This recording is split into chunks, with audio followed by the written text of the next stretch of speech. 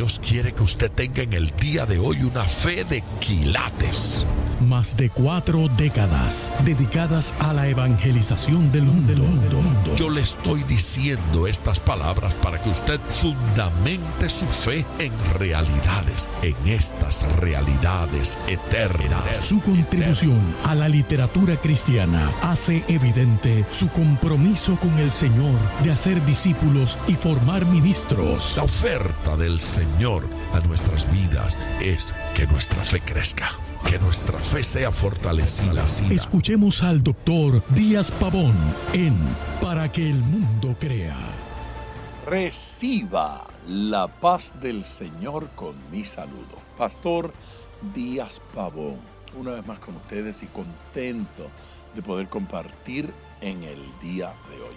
Hoy damos inicio a un nuevo tema durante estos días, hoy y mañana.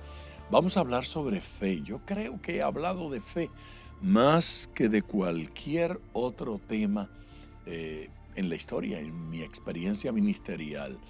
Fe ha sido una constante en las enseñanzas y obviamente en las predicaciones. Fe es algo más que eso que necesitamos cuando nos urge un milagro. Fe es algo más que eso que necesitamos cuando nos urge una intervención de Dios, una sanidad, cuando tenemos problemas económicos. No hay ninguna dificultad, ningún problema. No es malo que en tiempo de crisis echemos mano de la fe. Pero la realidad es que fe es para mucho más que eso. Fe tiene que ser para el diario vivir. Así es que nosotros vamos a hablar de esa fe que sirve para el diario vivir. Fe para criar a los hijos, fe para vivir, fe para dormir, fe para levantarnos, fe para educar, fe para producir, fe para congregarse, fe para el diario vivir, fe para la experiencia cotidiana.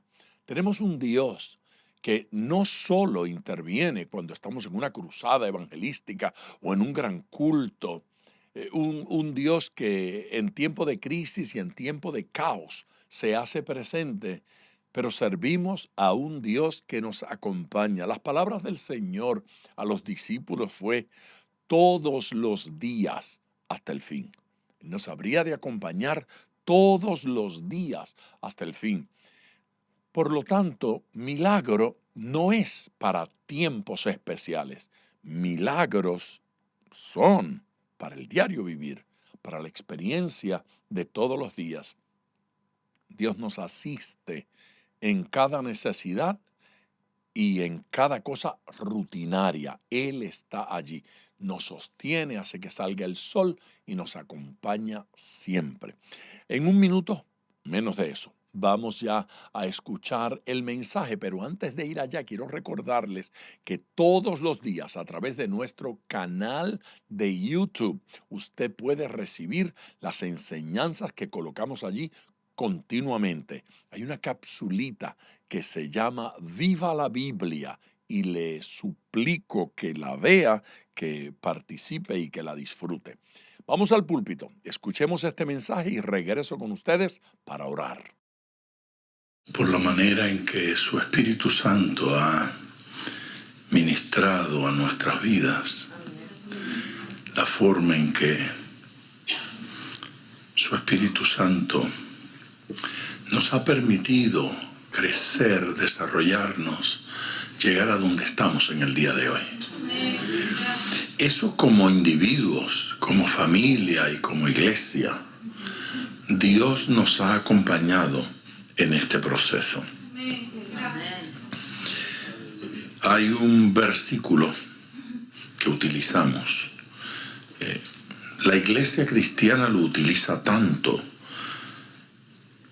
Aparece en el Nuevo Testamento y aparece en el Antiguo Testamento. Me refiero a un versículo que ustedes todos dominan. Está en Romanos capítulo 1 y versículo 17. Claro que debo aclarar que hoy el que yo quiero utilizar no es el del Nuevo Testamento, sino el del Antiguo Testamento. La versión que ocurre en el Antiguo Testamento. Pero les voy a comenzar por leer y dejarlo ahí tal vez de background, ¿cómo se dice? De trasfondo. El del Nuevo Testamento, Romanos 1:17. Porque en el Evangelio la justicia de Dios se revela por fe y para fe, como está escrito. Mas el justo por la fe vivirá. Ese como está escrito, dos puntos, establece que hace una cita en el Antiguo Testamento donde está escrito. Así es que el apóstol Pablo no inventa esta frase, no le viene a él por revelación, sino por lectura de las Escrituras. Él había leído el Antiguo Testamento, él había leído el libro de Habacuc. Así es que él recordaba la frase. Y entonces dice, ¿cómo está escrito? Y cita. Decir, mas el justo por la fe vivirá, como dijo el apóstol Pablo, hasta cierto punto es un error. Y no es un error en términos de que, en efecto, lo leemos en una carta de Pablo, pero no es una cita de Pablo. No fue Pablo quien dijo esto. Pablo está citando a Habacuc, una cita del Antiguo Testamento. Era esa frase. Es la que movió a conversión a Martín Lutero.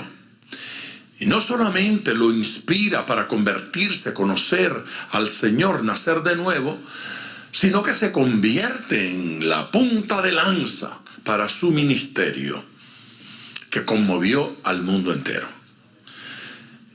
Esto de la Reforma Protestante, para algunos fue una causa política. Otros la denuncian como una pelea religiosa. No fue ni lo uno ni lo otro. Mucho más que eso, la Reforma Protestante, que no comienza con Martín Lutero, que ya venía en camino por varias generaciones, había habido hombres, mujeres, que habían vivido una experiencia de salvación extraordinaria. Y que tal vez Martín Lutero fue ese gran líder que necesitó la reforma para que estallara, y vinieron otros como Calvino y tantos otros después de él para edificar sobre lo que ya estaba, sobre lo que ya había sucedido.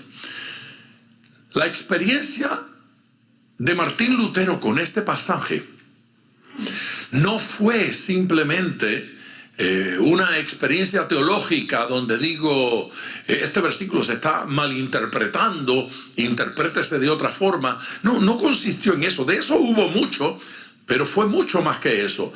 Lo que estaba buscando Martín Lutero no era verdades teológicas para enseñarlas, ni principios para establecer una religión, una iglesia sobre esa base. No se trató de eso. Martín Lutero desde la niñez buscó conocer a Dios, pero no lo había conocido. Y su niñez la pasó participando de la vida de la iglesia sin conocer a Dios. Así es que él podía cantar, él podía leer, él podía enseñar, era brillante y conocía la doctrina, pero no conocía a Dios. Y ese era su gran dolor y su gran crisis. Finalmente se hizo monje, estudió teología, su doctorado en teología no resolvió su problema. Ahora conocía el libro de pasta a pasta, había leído la palabra de Dios. Todavía no había nacido de nuevo. Sabía más de teología que de la Biblia. Y sabía más de cualquier cosa que de Dios. Martín Lutero, finalmente leyendo las Escrituras, se tropezó con el versículo que estamos considerando en el día de hoy. Y cuando se tropezó con ese versículo, se dio cuenta que sus esfuerzos religiosos no le hacían salvo, que sus ayunos no le hacían salvo, que su martirio. Mire, ese muchacho, cuando recibió la enseñanza de que Dios quería que él lastimara su cuerpo, entendiendo él que a Dios le agradaba que él se golpeara, dice que en ocasiones quedaba durante días o semanas en ayuno, torturando su cuerpo y golpeándose con un látigo hasta desmayarse. Él quería ser salvo. Él quería conocer a Dios. El día que conoció a Dios no tuvo que sufrir. No fue necesario golpear su cuerpo ni ayunar largos días.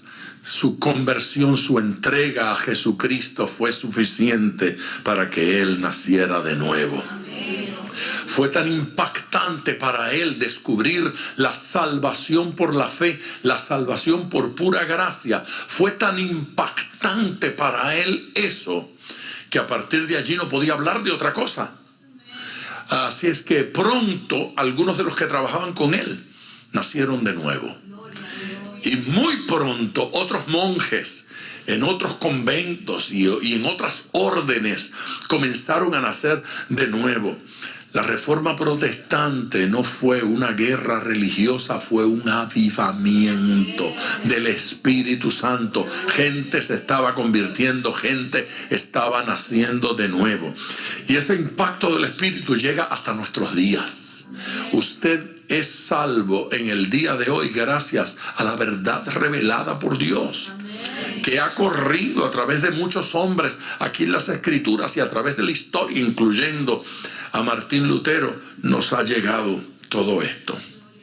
Y es posible que de este versículo, del cual yo debo haber predicado veintenas de veces, y todavía predicaré quién sabe cuántas veces más, este versículo nos va a seguir acompañando a través de los años, a través de las edades.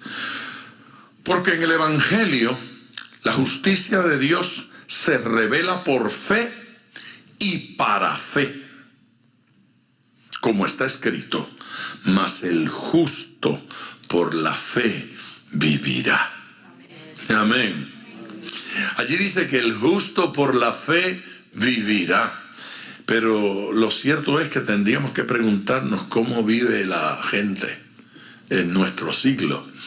Porque yo ando bajo la impresión de que en esta época se vive por el dinero. Por el dinero se determina dónde vivo. Por el dinero se determina cómo vivo. A veces también se determina con quién vivo. Cómo visto, ¿sí? Qué auto manejo, lo determina el dinero. Cómo vive la gente por dinero. Eso es una enorme industria. Es una industria tan grande que hay afamados programas de televisión que cada semana nos dicen, nos llevan a través de las cámaras a ver cómo vive cierta gente. Y a todos nos parece tan interesante descubrir y enterarnos de cómo vive cierta gente. Y hay momentos en los que uno no puede creer que alguien sea capaz de gastar tanto dinero en algo tan poco importante.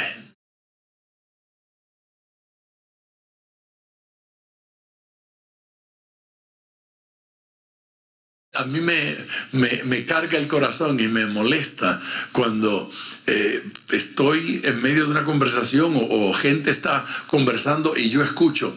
Y la conversación consiste en criticar a alguien porque gasta mucho dinero en alguna cosa. Y me encanta ocasionalmente meterme en la conversación, solo para incomodar. Y hace un tiempo yo estaba sentado Y esto fue antes del año pasado, antes del 2020. Debe haber sido el 19 o el 18. Bueno, yo estaba en un restaurante y sabe que ponen unas mesitas afuera. Esto no vino con el 2020, habían mesas afuera antes de COVID.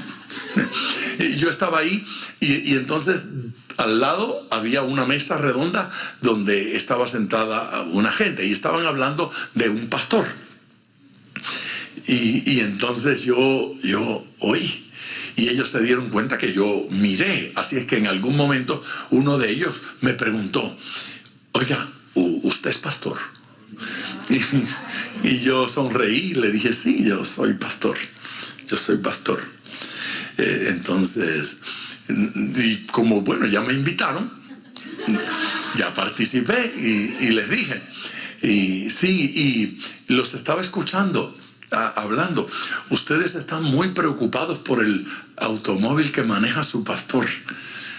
Entonces dijeron: es un auto de lujo, es un vehículo que cuesta mucha plata, mucho dinero. Entonces les pregunté: ¿y algunos de ustedes da dinero para pagar ese auto? Y uno de ellos saltó y dijo: ¡ni un centavo! Y yo dije: entonces, ¿qué le importa a usted qué auto maneja el pastor si usted no ha dado ni un centavo para el auto ese? ¿Qué le preocupa? Sí, pero ¿no le parece a usted que está muy mal que un pastor tome el dinero de la iglesia para comprarse un auto de lujo? Y yo dije: pues me parecería muy malo que yo tomara el dinero de la iglesia para comprar un auto de lujo. Así que yo nunca lo voy a hacer. Ay, ¿y por qué defiende a ese? Y dije: no, si yo no lo estoy defendiendo. Yo más bien los estoy defendiendo a ustedes. Y a nosotros, sí, para que por chismosos no se le dañe el ambiente ni la atmósfera. Pero usted está diciendo, no, él dijo insinuando, usted está insinuando que yo estoy chismeando. Y dije: no, yo lo estoy diciendo, yo lo estoy afirmando que eso es un chisme. Mire, si no fuera chisme, en lugar de estarlo conversando ustedes 4 o 5 aquí, ustedes hubiesen ido donde ese pastor, hubiesen pedido una audiencia, se hubiesen sentado con él y le hubiesen dicho. Y si él no los recibe, entonces usted pide una audiencia con los líderes de esa iglesia y le explica y le dice que usted quiere ayudar a que la iglesia luzca bien. Y usted quiere aportar su opinión. Ellos no nos van a hacer caso. Bueno, tal vez. Pero ustedes no lo saben porque no se lo han dicho. Así que denle la oportunidad del arrepentimiento y del cambio. Después de un rato conversando, descubrí que ya ellos se habían ido de esa iglesia. Así que ustedes ya no están allí. Y ustedes no saben lo que se hace con el dinero allí. No. Y tengo otra pregunta. ¿Y cómo saben ustedes que él usa el dinero de la iglesia para pagar su carro? ¿No será que lo paga con su salario? Bueno, yo no sé. Y le dije: por eso, pero ustedes estaban hablando hace un rato como si sabían. No como que no sabían. A mí me gusta defender a los ausentes. Días atrás alguien me dijo que otro pastor compró un jet de $65 millones. ¿Qué usted piensa? Y yo dije: yo no sé mucho de jet, pero yo me imagino que eso debe ser una maravilla. Y se incomodó conmigo. Se incomodó. Pero no le molesta a usted que se compre. No, a mí lo que me molesta es que yo no me pueda comprar uno de 200 millones. Pero para viajar con toda la iglesia así. Vamos a tener culto en las nubes.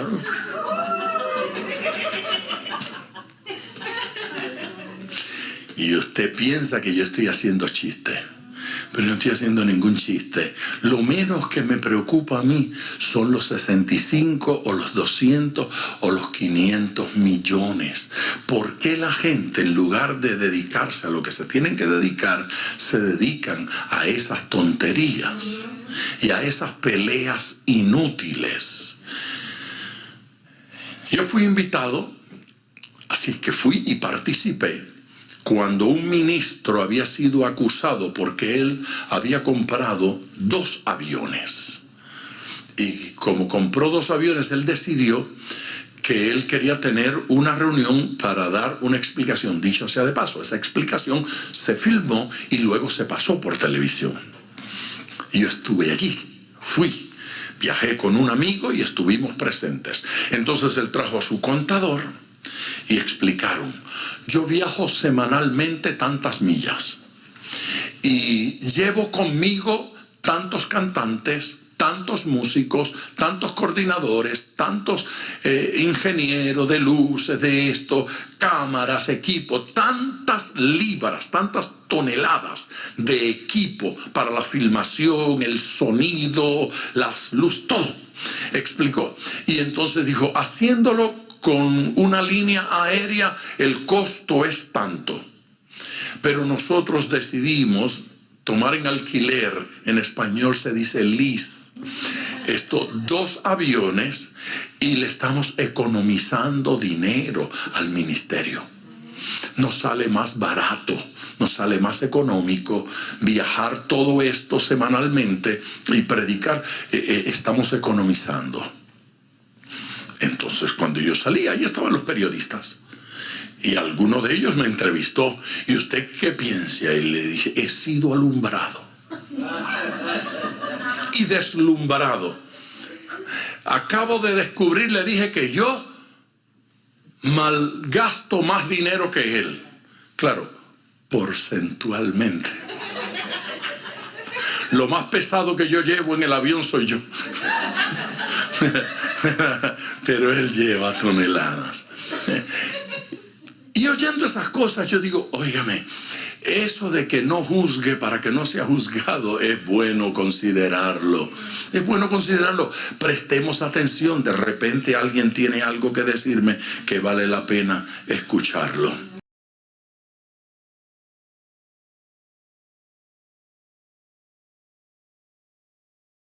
Ahora, la forma de vivir el cristiano no es buscando los defectos de la gente y buscando dónde están las deficiencias de gente. Aquí dice que el justo por la fe vivirá.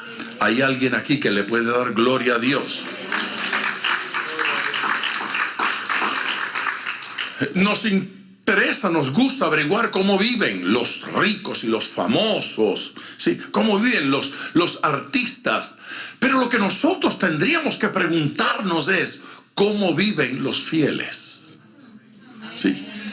Hoy nuestro interés tiene que ser ese. ¿Cómo viven los santos? El justo por la fe vivirá. Aleluya. ¿Cuál es el estilo de vida que agrada a Dios? Esa es la pregunta. ¿Cuál es el estilo de vida que agrada a Dios? Y cuando yo descubro cuál es el estilo de vida que agrada a Dios, tengo que decidir vivirlo. Fe es un estilo de vida. Amén. Lo voy a repetir porque quiero oír el amén. Fe es un estilo de vida. Y es el estilo de vida en el cual tenemos nosotros que vivir. Tenemos que vivir por fe. Ahora, el versículo que leímos en Romanos dice que el justo por la fe vivirá. La fe, uno tiene que preguntarse, ¿de quién es? ¿De quién es esa fe? El justo por la fe vivirá. Claro, de quien leyó eso, Pablo fue de Habacuc, y cuando usted va al libro de Habacuc, el versículo no aparece en el capítulo 1, sino en el capítulo 2. Y es el versículo 4. Permítame leérselo. En Habacuc. He aquí que aquel cuya alma no es recta se enorgullece. Ojo, ojo. Aquel cuya alma no es recta se enorgullece. ¿Sí? ¿Qué pasa con el que no tiene recta el alma? Sí, crece en orgullo. Amén. Se siente algo. Él cree que él lo está logrando. Sí.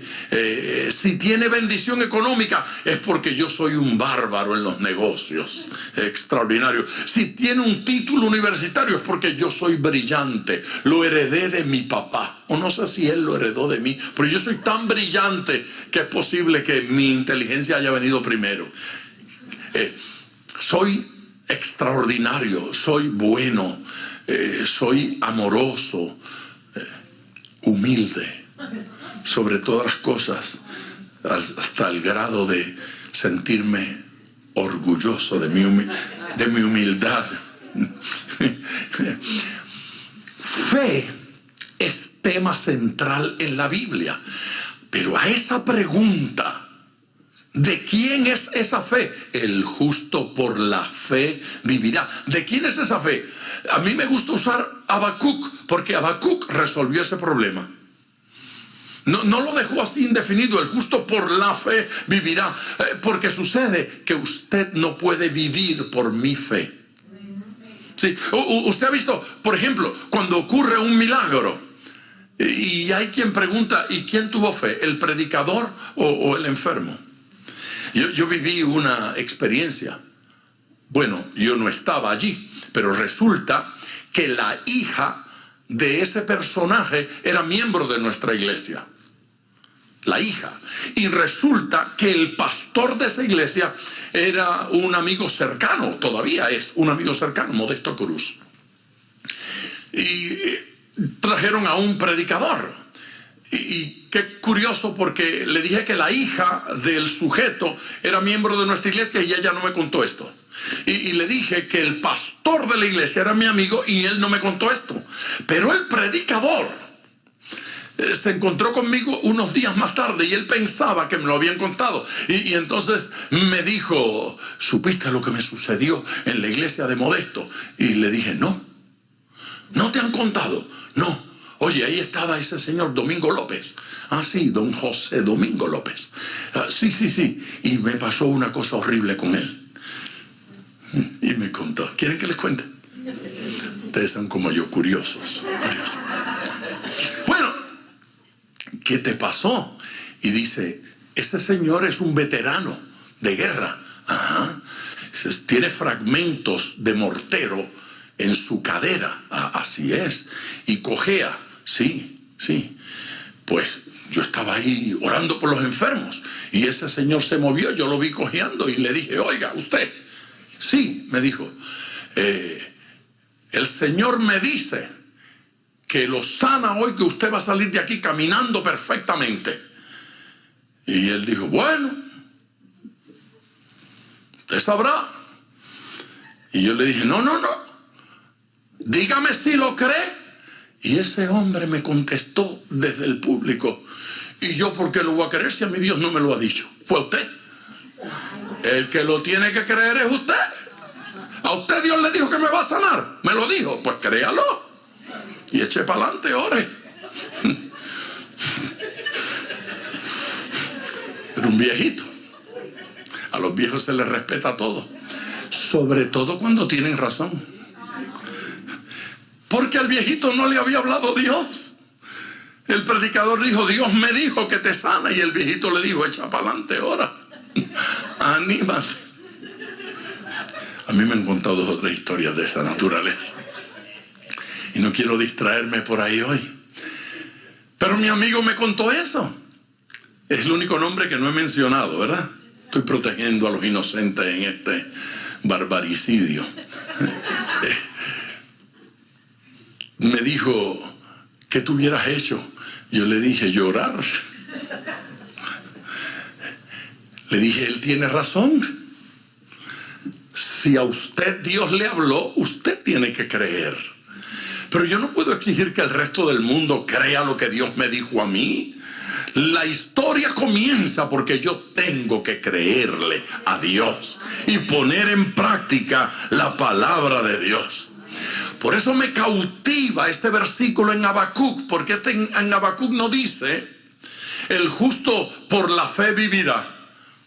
Mírelo, Habacuc capítulo 2, versículo 4, ya leí la primera parte. He aquí que aquel cuya alma no es recta se enorgullece, mas el justo por su fe vivirá. No dice por la fe, dice por su fe vivirá. ¿Quién tiene que tener fe? Diga yo. Diga yo. Sí. ¿Quién tiene que tener fe aquí? Soy yo. Y si yo tengo fe, esto está resuelto. Amén. Yo no puedo depender de la fe de mi esposa o esposo o mi hijo o hija o padre o madre o la fe del pastor. Yo tengo que tener fe porque es por mi fe que yo voy a vivir. Aleluya. No voy a vivir por la fe de nadie. Voy a vivir por mi fe. Por mi fe vivo o muero. Por mi fe veo o no veo. Por mi fe me desarrollo o me estanco. Por mi fe soy sanado o no soy sanado. Por mi fe. Y lo que Dios pueda hacer a través de la fe de otro es un asunto entre Dios y Él. Aquí lo importante es que yo tenga fe, que yo cultive fe en la presencia de Dios. Insisto, fe es tema central en la Biblia. Fíjese que estamos leyendo ese versículo en Habacuc, Antiguo Testamento, y lo volvemos a encontrar en Romanos, Nuevo Testamento. Del Antiguo al Nuevo Testamento, fe es tema central. La fe no es asunto del Nuevo Testamento solamente. Desde el Antiguo Testamento, el padre de la fe en la Biblia no es llamado Pablo, ni Pedro, ni Juan del Nuevo Testamento. No fue uno de los discípulos de Jesús. Del Antiguo Testamento, tan antiguo como Abraham. Abraham, el padre de la fe. Así es que fe y gracia es un tema central desde la antigüedad, que Dios quiere que dependamos de Él. Y ese versículo confronta orgullo con justicia. El orgulloso con el justo que depende de Dios. He aquí que aquel cuya alma no es recta se enorgullece. ¿Por qué se enorgullece aquel cuya alma no es recta? Porque el que no es recto de corazón, en lugar de reconocer que es Dios quien lo está haciendo, pretende, finge, trata de aparentar que es Él quien lo logra, que soy yo quien lo logro. Eso es orgullo. Pero el justo es humilde de corazón y reconoce. La fe nos hace humildes.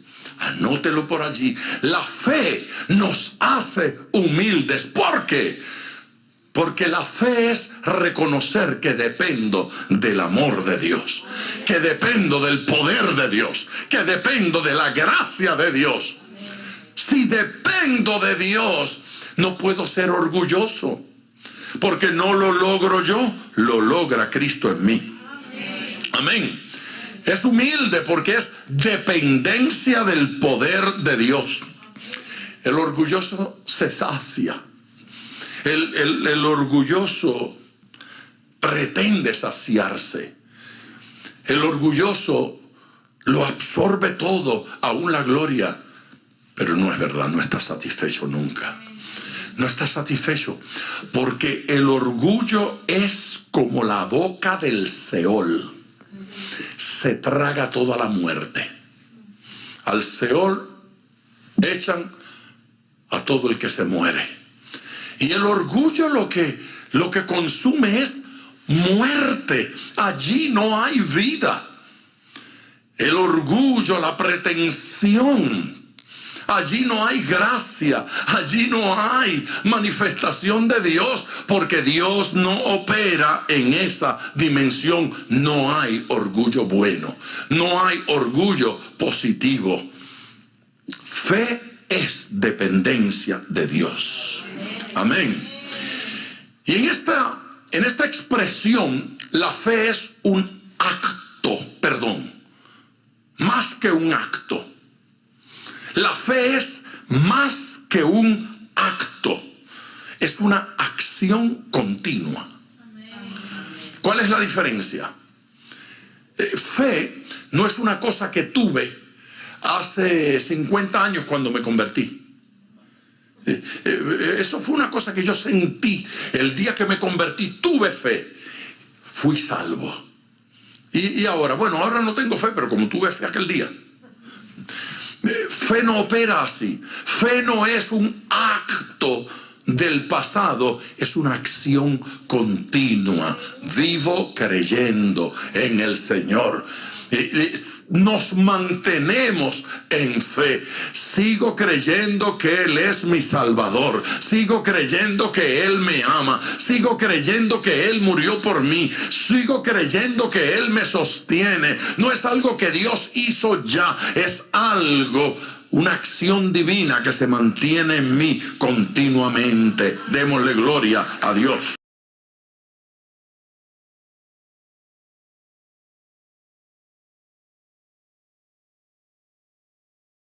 De regreso con ustedes ya en tiempo de oración.